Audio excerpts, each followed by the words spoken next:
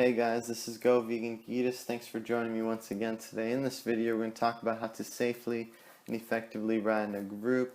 We're going to go over the basic fundamentals of group riding, get down to the nitty-gritty of how to be efficient as possible in a group. So we all know that whenever we're riding by ourselves, we have a whole lot of wind resistance we have to deal with. What drafting does and what makes group riding so special is being able to draft. So when we're sitting behind a rider in front of us, they're blocking the wind for us, they're breaking the wind for us, and that correlates to less power we have to put out for the same amount of speed. And the way you draft off the rider in front of you is you sit a meter behind their wheel, and for beginners I recommend sitting to the left or to the right, but making sure you don't overlap the wheel, because if they get out of the saddle they could easily move back and forth and take your front wheel out, and then a big crash happens.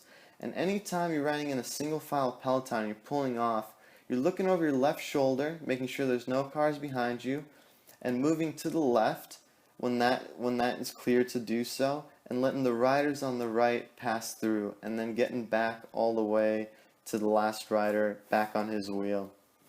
And you always want to point out your intention. So there, that was a signal to turn left, just a nice finger point to whichever direction we're turning to. And then to stop, we put our hand on our back, and that means we are stopping, we're slowing. It's really important to call out your intentions, because if someone's not paying attention, shit can happen. It can get pretty dangerous.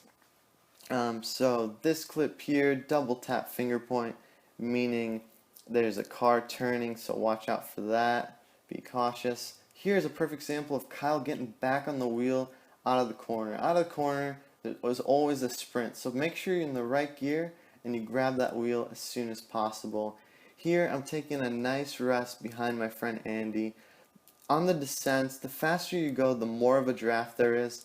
What I like to do on the descents is sit about a meter away from the rider still.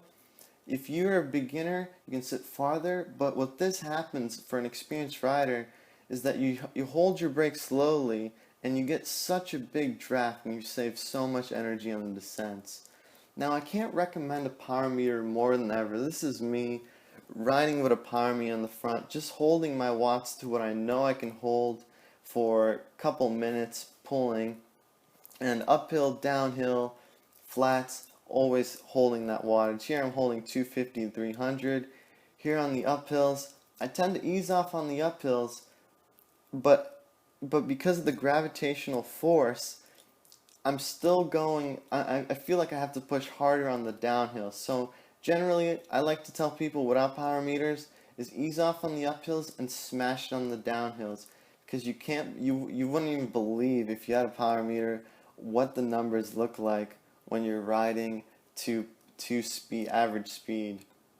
So calling out turbulence, just pointing it out whenever you see a pothole, and a wave to a whole strip of turbulence is a proper way to call that out. So use your legs more than your luck. Stay safe out there. Thanks for watching. Peace.